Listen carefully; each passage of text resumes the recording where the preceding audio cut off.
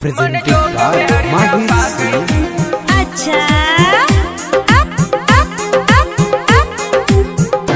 हमसे प्यार करे मां शारदा रिकॉर्डिंग स्टूडियो दिल्ली। मन जोग में हरिया पा गईनी भैया हो तो से बताई का इतना ऊ हमसे प्यार करे अब तोहरा से जताई का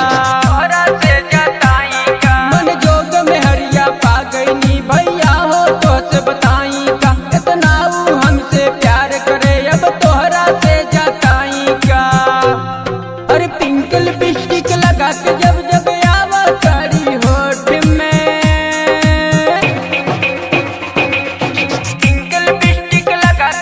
सर्दी भर मोर सजनिया लेके सूता ताड़ी गोद में सर्दी भर मोर सजनिया लेके सूता ताड़ी गोद में।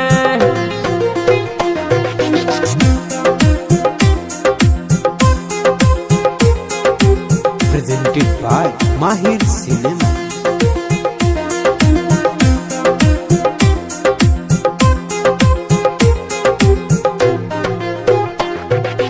दिल के बड़ी सुंदर वाली सबके बाटे फेल हो अरे चम चम चम चम रूपवा चमके लगा रहे अर जेल हो चम चम चम रूपवा चमके लगा रहे अर जेल हो। दिल के बड़ी सुंदर वाली सबके बाटे फेल हो चम चम चम चम रूपवा चमके लगा रहे अर जेल हो। मैये में खूबे परेशान हमके करेली रजइये में रोज रोज हमारा से लड़ेली हमरा के ऊ कैद करके रखेली रिमोट में।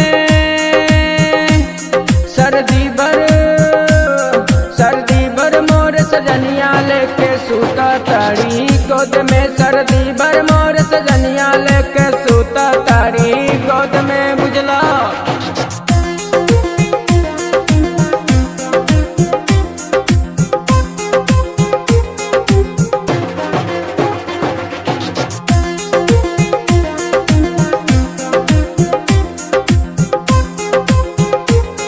प्रेजेंटेड बाय माहिर सिनेमा। बिना दहेज के कोई शादी ऐसे सुंदर पा गईनी पहली नजर में देखली तो बे हमरा केहू भागैली नजर में देखली तो बे हमरा केहू भागैली।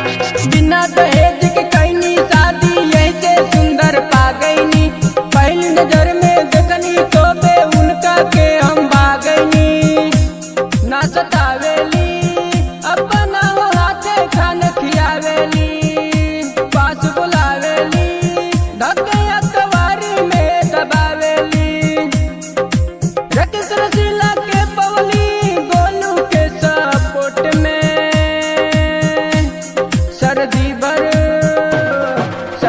भर मोर सजनिया लेके सूता ताड़ी गोद में सर्दी भर मोर सजनिया लेके सूता ताड़ी गोद में बुझला।